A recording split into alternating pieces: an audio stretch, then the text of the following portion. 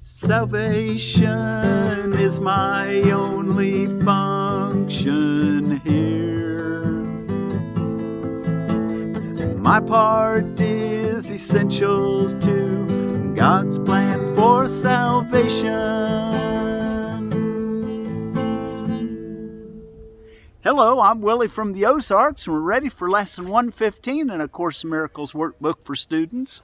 We're reading from the original edition here on April the 25th of 2023. For morning and evening review, Lesson 115, it's review of 99 and 100 lessons. 99 being salvation is my only function here. My function here is to forgive the world from all the errors I have made.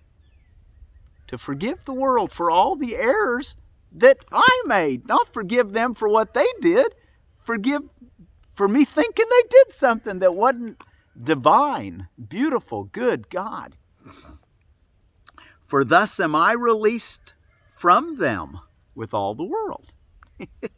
Released from all your errors just by the practice of letting go. Realizing that nothing unreal has ever happened. Only real is what is real. Okay, my part is essential to God's plan for salvation, Lesson 100. My part is essential to God's plan for salvation. You've got your part to play. Are you asking the Holy Spirit to show it to you? Oh, look at that. I got that thing. Put my shirt on around that. Sorry about that. My part is essential to God's plan for salvation. I am essential to the plan of God for the salvation of the world. For He gave me His plan that I might save the world. Well, in these times of the celestial speed up, we definitely want to be asking the Holy Spirit, what do you want me to do right now? On the hour today, say, salvation is my only function. And then if you can, take a moment to pause and allow the Holy Spirit to show you what your function is and to forgive any errors that you're making. And on the half hour, say, my part is essential to God's plan for salvation. Okay, let's go back and look in our text reading for today. And we're ready in chapter 12, the problem of guilt. Roman numeral 6, finding the present. Finding the present. And while you're turning there, let me tell you about some things going on around the world. Over in Israel, it's Yom HaAtzmaut. And I don't know if I'm pronouncing it right. And it's the Israeli Independence Day of 1948. Anzac Day, Australian and New Zealand holiday. DNA Day, and that was started. Well, it's in recognition of the scientists that published the structure of DNA paper in 1953. East meets West Day. It's actually a World War II holiday, but I think it's a Course in Miracles and a Yogananda holiday where the Eastern thought and the Western thought comes together. East meets West Day. Hairstylist Appreciation Day. International Financial Independence Awareness Day. License Plate Day. And I'll show you something that I always think is really nice to use a license plate for. An old used license plate, bend it and put a handle on it, put a little duct tape on the holes where the where it screws on. Make you a nice little scoop for things. And if you have a motorcycle license, you can do the same thing with that. I made those for Jessica. Okay, let's continue. What else is going on other than that's License Plate Day? Malaria Awareness Day, National Crayola Day, draw a picture today, National Library Day, National Library Worker Day, National Mani-Pedi Day, National Plumbers Day. And I might mention, if y'all like reading the Urantia book, or if any of you ever look into it, I enjoy reading it. It was a plumber who brought those angelic words to print. Chicago plumber. Anyway, the plumber's day. Might think of it as your ranch day. National Telephone Day, National Zucchini Bread Day, Parental Alienation Awareness Day, Red Hat Society Day, School Bus Drivers Day, World Malaria Day, and World Penguin Day. Okay, and let's see, what else? Oh, I wanted to tell you a little bit about a couple different beans. You know, we talked about corn yesterday. So corn, beans, and squash, the three sisters of the Iroquois. Well, consider the two beans that I really like to grow. One is, where's it at? Well, here we go. Kentucky Wonder Pole Bean. And we've talked about these before, I think, but just as a way of reminder, this bean was first marketed in 1864 as Texas pole, when then renamed and introduced in 1877 as Kentucky Wonder by James J.H. Gregory Sons. Vigorous 5 to 7 foot tall plants yield clusters of 7 to 10 inch stringless pods. Great flavor, an all-time favorite. And it's a pole habit, and it's a snap bean. And that was out of Seed Savers Exchange. And then out of the Baker Creek Heirloom Seed, another pole bean that I really like to grow. And I usually get my corn started and then plant my beans just a week or two later, let the corn kind of get them up, or plant them far enough away so it takes a while for them to reach over. Otherwise, the beans grow fast. They'll kind of smother out your corn stalk, which you don't want. And this is the Cherokee Trail of Tears pole bean, and it's a 65-day bean. This heirloom was brought from Tennessee by the Cherokee people as they were marched to Oklahoma by the federal government in 1839 over the infamous Trail of Tears that left so many dead and suffering. This prolific variety grows on vigorous vines. It is good as a snap or dry bean and has shiny black skin. And one other thing, so then that was out of Baker's Creek Heirloom Seeds. And one other thing I'd like to just tell you about, I watch a lot of near-death experience videos, and I found one the other day that I'd encourage you to watch. It's on The Other Side, NDE, YouTube, and it's a Wayne Morrison account. And he's an Air Force veteran, and he dies, told the meaning of life and history of Earth. Quite remarkable story. So, anything we can do to let us realize that there is no death is a worthwhile pursuit. Okay, I'll put that in the description below so that you can find how to get to there if you want to watch it. Okay, finding the present.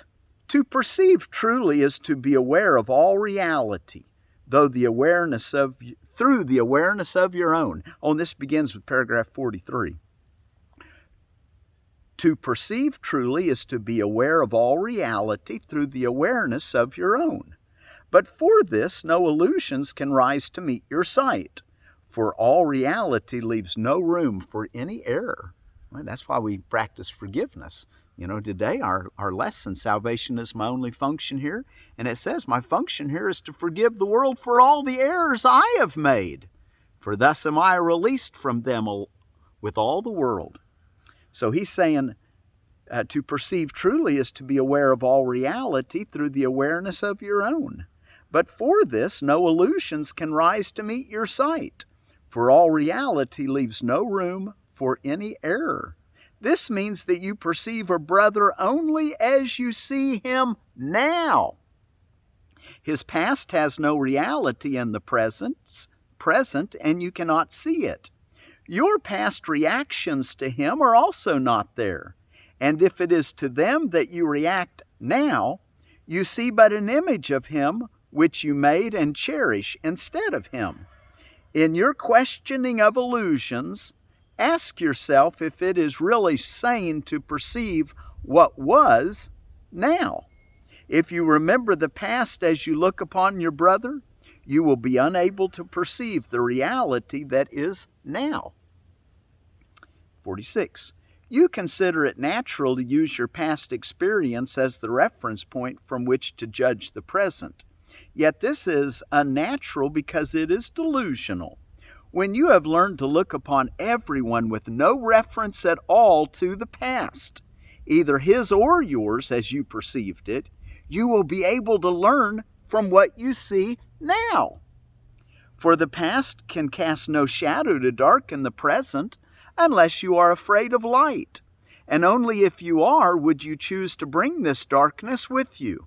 And by holding it in your minds, you see it as a dark cloud that shrouds your brothers and conceals their reality from your sight. 47.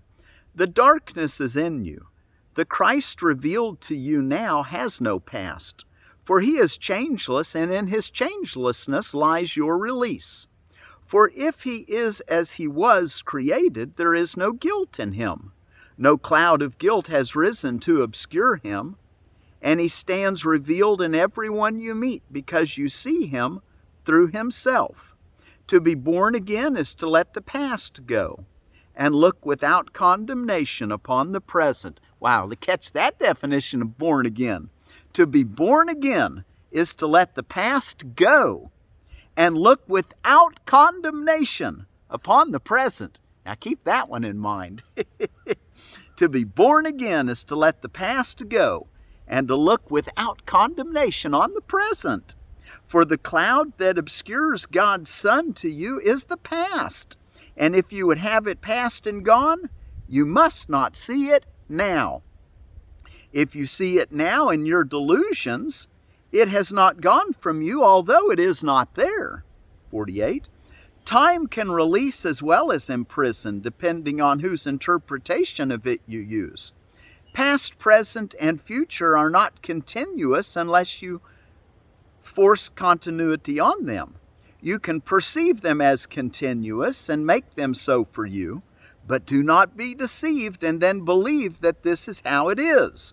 For to believe that reality is what you would have it be according to your use for it is delusional.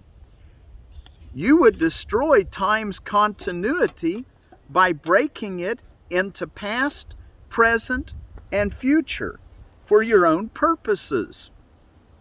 You would anticipate the future on the basis of your past experience and plan for it accordingly. Yet by doing so, you are aligning past and future and not allowing the miracle which could intervene between them to free you to be born again. Wow. Isn't that just, to me, that's just beautiful.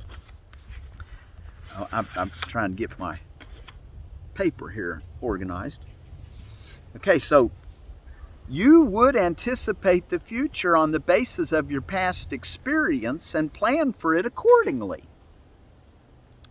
Yet by doing so, you are aligning past and future and not allowing the miracle which could intervene between them to free you to be born again. 49. The miracle enables you to see your brother without his past and so perceive him as born again. His errors are all past, and by perceiving him without them, you are releasing him. And since his past is yours, you share in this release. Let no dark cloud out of your past obscure him from you, for truth lies only in the present, and you will find it if you seek it there. You have looked for it where it is not, and therefore have not found it. Learn then to seek it where it is, and it will dawn on eyes that see. Your past was made in anger, and if you use it to attack the present, you will not see the freedom that the present holds. Judgment and condemnation are behind you, and unless you bring them with you, you will see that you are free of them. Again on that last sentence, judgment and condemnation are behind you, and unless you bring them with you, you will see that you are free of them. Well, we want to be free of judgment and condemnation. Paragraph 50. Look lovingly upon the present, for it holds the only thing that are forever true. things. Look lovingly upon the present, for it holds the only things that are forever true. All healing lies within it because its continuity is real. It extends to all aspects of consciousness at the same time, and thus enables them to reach each other. The present is before time was and will be when time is no more. In it is everything that is eternal, and they are one. Their continuity is timeless, and their communication is unbroken, for they are not separated by the past. Only the past can separate, and it is nowhere. 51. The present offers you your brothers in the light that would unite you with them and free you from the past. Would you then hold the past against them? For if you do, you are choosing to remain in the darkness that is not there and refusing to accept the light that is offered you. For the light of perfect vision is freely given as it is freely received, and can be accepted only without limit. In this one still dimension of time which does not change, and where there is no sight of what you were, you look at Christ, and call his witnesses to shine on you because you called them forth. And they will not deny the truth in you because you looked for it in them and found it there. 52. Now is the time of salvation, for now is the release from time. Reach out to all your brothers and touch them with the touch of Christ. In timeless union with them is your continuity, unbroken because it is wholly shared. Again on that sentence, in timeless union with all your brothers and sisters is your continuity. In your timeless union with your brothers and sisters is your continuity, unbroken because it is wholly shared. God's guiltless Son is only light. There is no darkness in him anywhere, for he is whole. Call all your brothers to witness to his wholeness, as I am calling you to join with me. Every voice has a part in the song of redemption, the hymn of gladness and thanksgiving for the light to the Creator of light. The holy light that shines forth from God's Son is the witness that his light is of his Father. 53. Shine on your brothers in remembrance of your Creator, for you will remember him as you call forth the witnesses to his creation. Those whom you heal bear witness to your healing, for in their wholeness you will see your own. And as your hymns of praise and gladness rise to your Creator, he will return your thanks in his clear answer to your call. For it can never be that his Son called upon him and remained unanswered. His call to you is but your call to him, and in him you are answered by his peace. 54. Children of light, you know not that the light is in you, yet you will find it through its witnesses. For having given light to them, they will return it. Everyone you see in light brings your light closer to your awareness. Love always leads to love. Again on those sentences. Everyone you see in light brings your light closer to your own awareness. Love always leads to love. The sick who ask for love are grateful for it, and in their joy they shine with holy thanks. And this they offer you who gave them joy. They are your guides to joy. They are your guides to joy. For having received it of you, they would keep it. You have established them as guides to peace, for you have made it manifest in them, and seeing it, its beauty calls you home. 55. There is a light which this world cannot give, yet you can give it as it was given you. And as you give it, it shines forth to call you from the world and follow it. For the light will attract you as nothing in this world can do.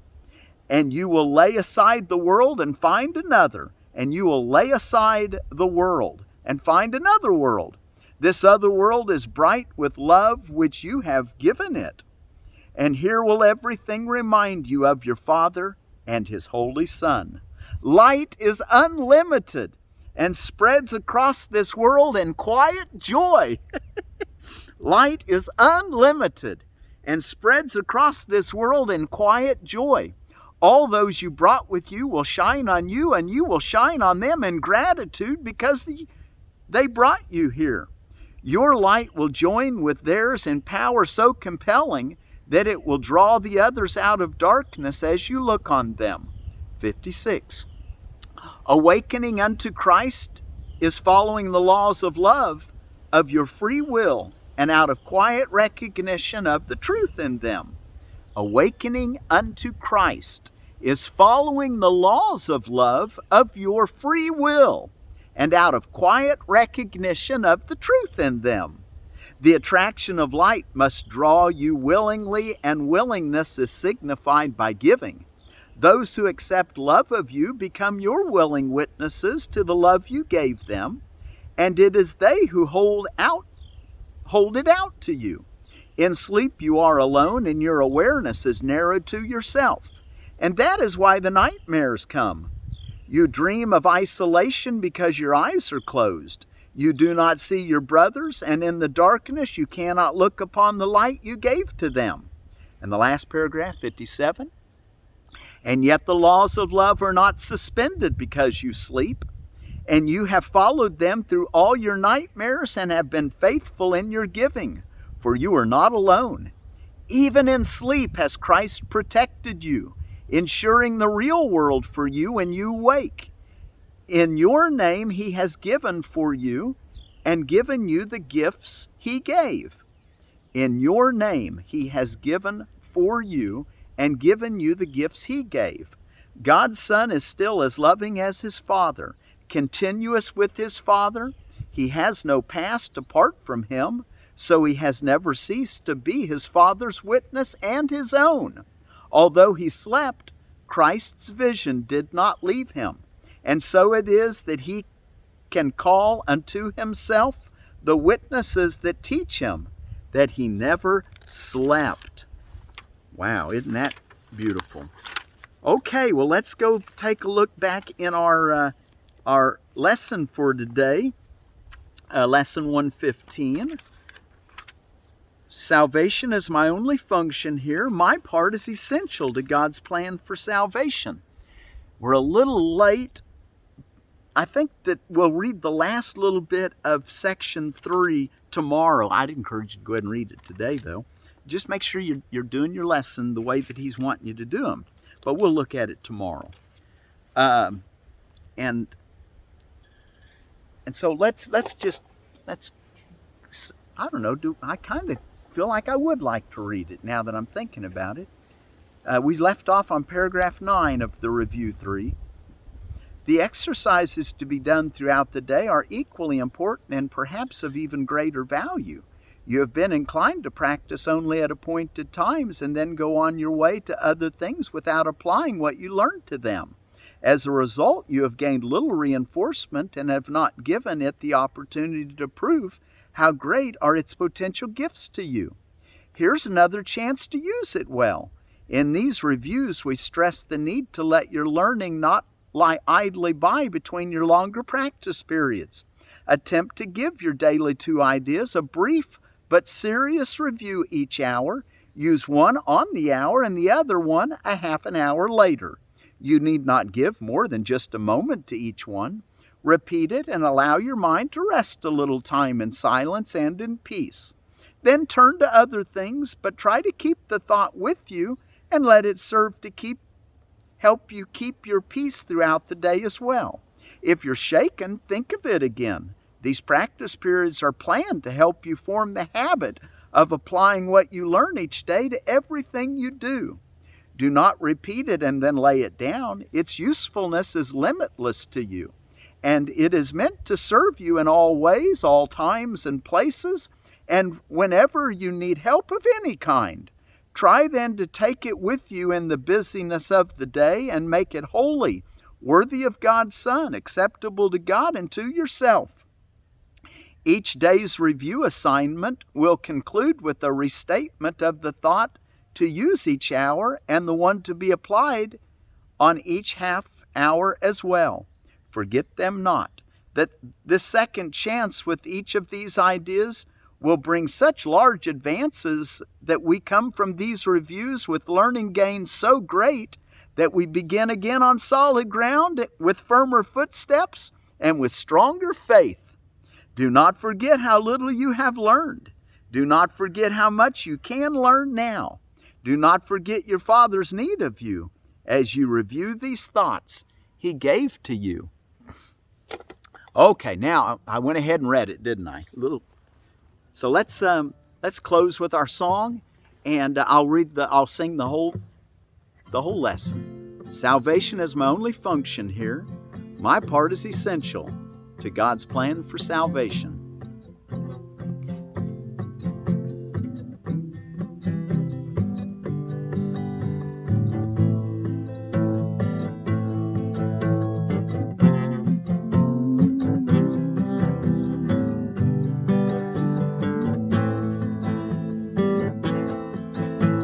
Salvation is my only function here.